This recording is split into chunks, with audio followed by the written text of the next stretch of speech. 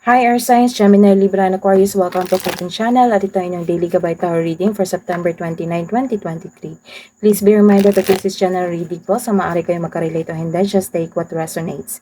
Gamitin ang reading na ito bilang gabay lamang. Balik po kayo dito bukas para sa ating daily gabay tarot reading. Please like, subscribe, and click the button for notification para po updated kayo sa daily tarot reading natin. Maraming salamat po.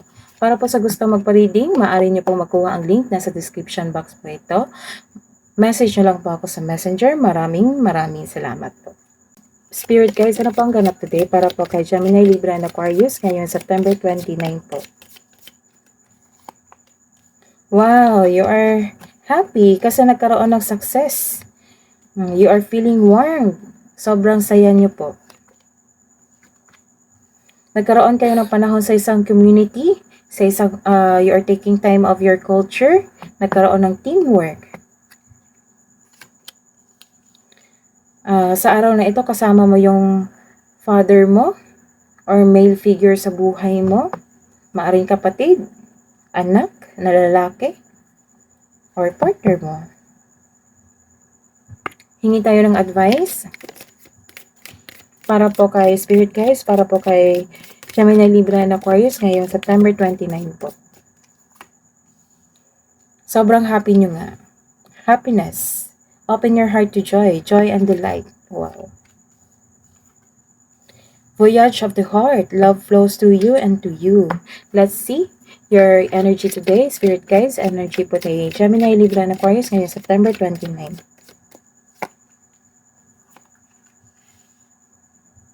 Reverse card, nagkaroon po kayo ng isang loss of faith.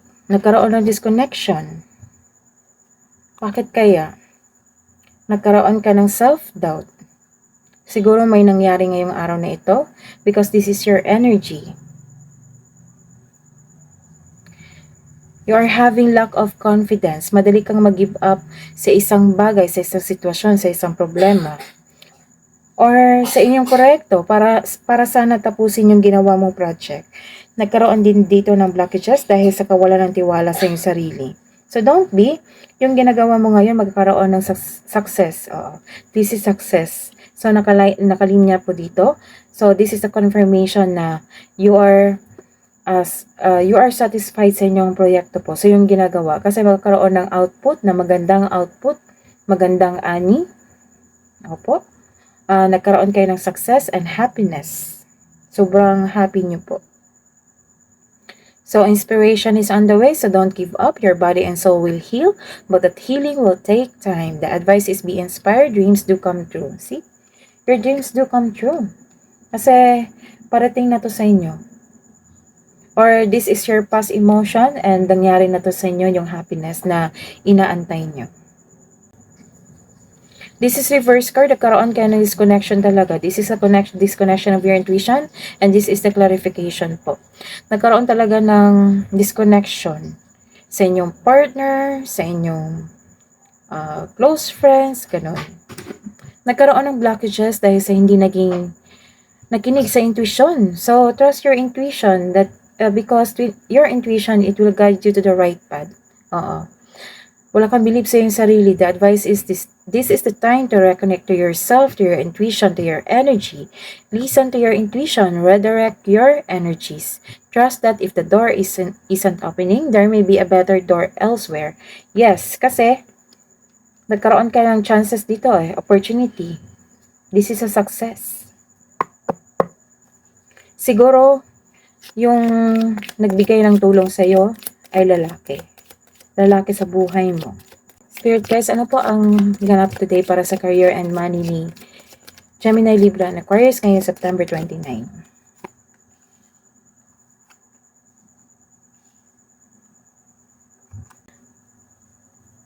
Nagkaroon dito ng isang you are breaking the tradition. Pero this is a career and money. Nagkaroon ng loss of money. So, ingatan ang inyong kaperahan. May nakita ako dito ang challenges sa inyong family. It might be business to ng inyong family. Nagkaroon kasi dito ng male figure. It might be your father, nagkaalitan kayo. Or siya yung tumulong sa'yo para magkaroon ka ng success sa buhay nyo. May nakikita rin akong conflict sa property, over property. May takot ka rin mag-level up, ayaw mong lumabas sa comfort zone mo. So mag-ingat kasi may nag-take advantage sa iyo dito. This is a reverse card, nagkaroon po kayo ng isang failure. Failure nga na project or nagkaroon ng nawalan kayo ng pera or nagkaroon ng bankruptcy. Pero may parating na tulong po. Ito po 'yun. Parating na tulong na maging successful kayo.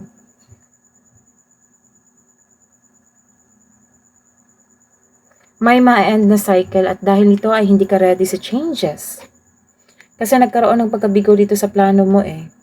Maaring delay or nabigok talaga.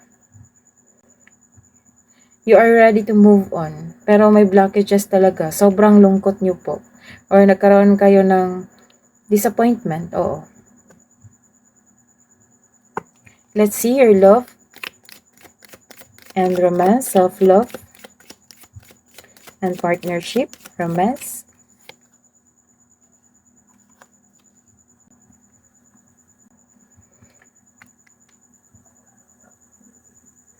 Some of you, family business talaga to. Nagkaroon ng bankruptcy. Nakikita ko dito eh. Nagkaroon ka ng defensiveness. Nanindigan ka. Na hindi ka nagpabaya sa inyong negosyo. Or may ganap talaga na conflict. This card tells you to speak up for your needs and be willing to hear your partner's side also. May kinakaharap ka ngayon na challenges, pero ma-overcome nyo ito. Kasi ito yung nag-iintay sa iyo eh. Tutulong yung male figure sa inyo para makabangon kayo ulit. Kasi nagkaroon ng success dito, so don't worry. Sa mga single dyan, huwag kayong matakot sa difficulties in love. Put a clear intention also.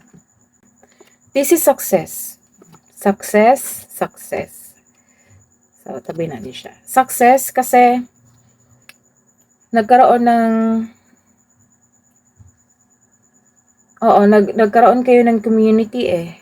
Pagkakasundo, tinulungan kayo ng pamilya, ng papa mo, ng husband nyo. Nagkaroon kasi ng success and celebration dito, enjoyment sa inyong pamilya or sa inyong kapareha. Sa mga single dyan, you've been doing a great job to love yourself. May potential din na may mamimit kang posibleng romantic partner. Do something special for yourself. Treat mo yung sarili mo dahil deserve mo ito. Let's see your hidden truth. Anong iniisip mo? Anong iniisip niya? Para sa mga single. I left you before you could leave me. Para sa mga marelasyon, I regret lying to you. Para po sa mga self-love po. Divine Feminine, step into your power. Divine Feminine, step into your power. Love couple, advice, spiritual. Your spiritual journey is beginning. Kabuang advice po. Kabuang advice po, Spirit guys, para po kay Gemini, Libra, and Aquarius ngayong September 29. Your commitment is being tested. Message from Spirit guys, message from Cherubim. Look at the stars. Look to the stars. Accept keys and codes of stellar wisdom. That is your reading today, Air Signs. Balik po kayo dito bukas. Please like, subscribe, and click the button for notification para po updated kayo sa daily tarot reading natin. Maraming salamat po.